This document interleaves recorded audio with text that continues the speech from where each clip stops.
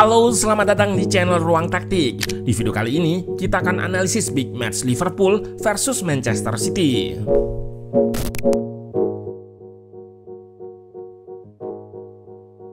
Liverpool memperpanjang penderitaan Man City. Tim asuhan Arne Slot ini berhasil mengalahkan tim asuhan Pep Guardiola 2 gol tanpa balas. Kemenangan The Reds di Anfield ini membuat City makin menderita. Mereka nggak merasakan kemenangan dalam 7 pertandingan dan kalah di 3 laga terakhir IPL.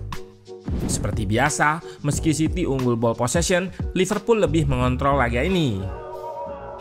Dengan permainan vertikalnya, mereka menghukum blok press yang rapuh dan garis pertahanan tinggi Man City di babak pertama. Setelah unggul, anak asuh Arne Slot lebih melepas penguasaan bola pada babak kedua dan menerapkan defense counter. Di laga ini, Arne Slot kembali menunjukkan masterclass-nya dengan menempatkan Gakpo sebagai wide target man. Nah, penasaran bagaimana jalannya laga dari segi taktikal? Let's go, kita bahas sama-sama.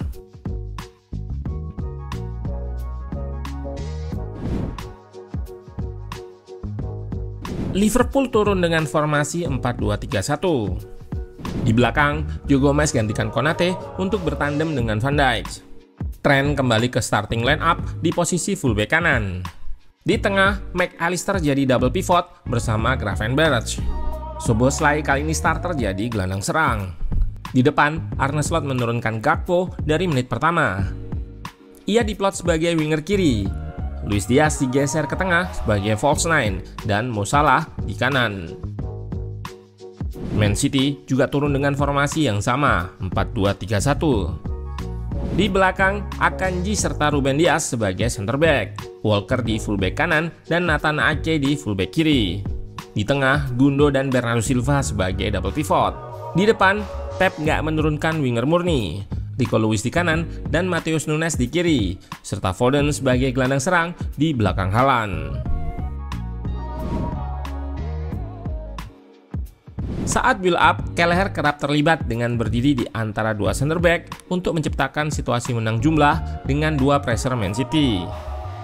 Trent dan Robo melebar maksimal di koridor sayap, dan di tengah ada double pivot Gravenberch dan McAllister yang narrow. Szoboszlai juga bisa berperan sebagai gelandang nomor 8 yang turun untuk bantu bangun serangan. Terlihat di sini, ia yang dimarking oleh Gundo dan ada Luis Diaz yang juga turun untuk pecah marking tersebut. Sehingga gelandang berkebangsaan Hungaria itu bisa bebas jadi outlet progresi di tengah. Szoboszlai juga beberapa kali melakukan rotasi posisi dengan Trent. Ia akan melebar dan sebaliknya Trent yang akan masuk ke tengah. Hal ini dilakukan untuk mengacaukan blok press Manchester City. Masalah tim asal kota Manchester ini ketika tanpa bola adalah menerapkan garis pertahanan tinggi, namun blok press di depan yang terlalu soft. Hal ini kembali terlihat di laga ini dan dimanfaatkan oleh Liverpool yang bisa bermain vertikal.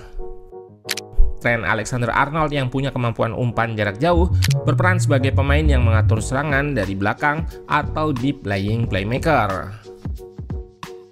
Dengan kelebihannya ini, ia yang nggak mendapatkan tekanan dari pemain City bisa mengirimkan long ball ke belakang garis pertahanan mereka. Kemudian akan disambut oleh Mo Salah lewat kecepatannya.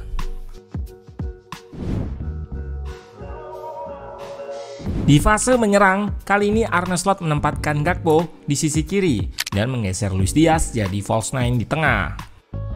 Tujuan Arne Slot melakukan ini adalah untuk menjadikan Gakpo sebagai wide target man. Target man biasanya ditaruh di tengah, namun ini di sayap sehingga memudahkan ia berduel dengan lawan yang relatif lebih kecil daripada center back di tengah. Dari data, memperlihatkan Liverpool memang banyak melakukan serangan melalui sisi Mo Salah di kanan. Namun serangan mereka ini seringkali diarahkan ke kiri untuk diselesaikan oleh Gakpo.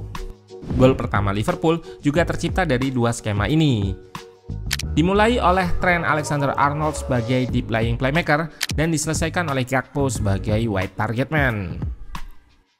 Terlihat struktur build up Liverpool yang lebar dan unggul jumlah 7 versus 6.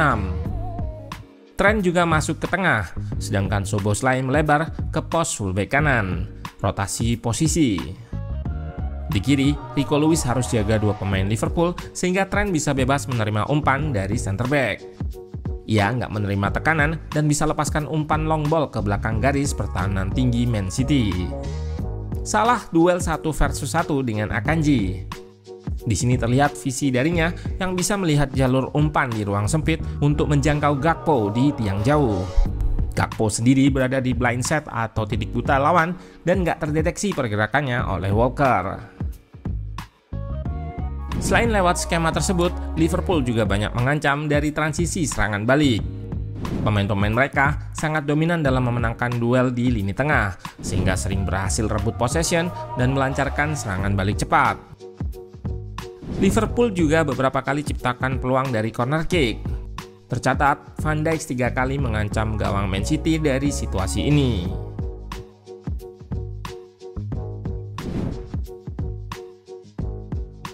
Saat menyerang, Manchester City banyak mengandalkan sisi kiri. Namun dengan tidak adanya winger murni, serangan mereka di area ini melalui Matheus Nunes relatif mudah diredam oleh Trent Alexander-Arnold. Di babak pertama, Man City terlihat sangat berhati-hati ketika menyerang. Walker yang biasanya agresif melakukan overlap terlihat stay di belakang untuk jaga rest defense dari counter attack lawan. Di 45 menit paruh pertama, mereka hanya ciptakan satu peluang dari tembakan Rico Lewis yang terlalu lemah. Sedangkan Liverpool lebih dominan dengan menguasai 53% ball possession dan ciptakan 10 tembakan. Di babak kedua, dengan situasi yang sudah unggul, Arne Slot mengubah plannya menjadi lebih bertahan. Idenya adalah untuk mengontrol permainan tanpa banyak menguasai bola dan melancarkan serangan balik cepat, defense counter. Maka nggak heran jika di babak kedua, ball possession Liverpool turun menjadi 34% karena memang mereka sengaja melepas penguasaan bola. Untuk mengejar ketertinggalan dan mempertajam serangannya, Pep Guardiola kembali menginstruksikan Walker guna lebih berani melakukan overlap. Selain itu, Pep Guardiola juga memasukkan dua winger murni, Jeremy Doku dan Savinho. Di paruh kedua ini, memang City lebih banyak ciptakan peluang, namun tidak terlalu membahayakan gawang Liverpool, tercermin dari nilai XG yang rendah.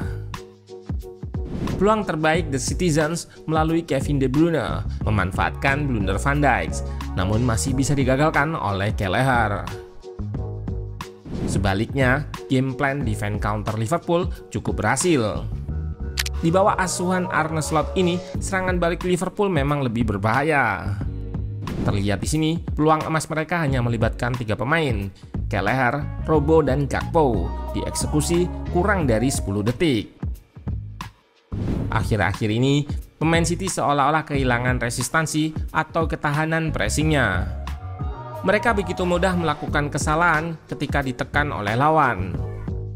Gol kedua Liverpool pun hasil dari keberhasilan mereka memaksa Man City melakukan kesalahan. Berawal dari invite press dan long ball Kelleher, sebenarnya bola bisa dikuasai pemain City. Namun pemain depan Liverpool langsung melakukan counter press. Alhasil Darwin Núñez berhasil memaksa Ruben Dias melakukan kesalahan. Bola lepas dan dikuasai oleh Luis Diaz. Ia pun dilanggar di dalam kotak penalti. Mo Salah yang jadi algojo nggak menyia-nyiakan kesempatan untuk gandakan keunggulan. Di laga ini, Mo Salah jadi man of the match dengan 1 gol dan 1 assist. Sejauh ini, ia sudah mencetak 11 gol dan 7 assist dari 13 laga yang dijalani. Liverpool kembali meraih kemenangan meyakinkan atas tim besar.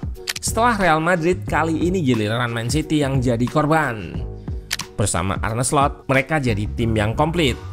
Main dominan possession bisa, main defense counter pun oke. Dengan kemenangan ini, The Reds semakin nyaman di puncak klasemen dengan keunggulan 9 poin dari Arsenal di peringkat kedua. Sementara Man City harus lengser ke peringkat 5.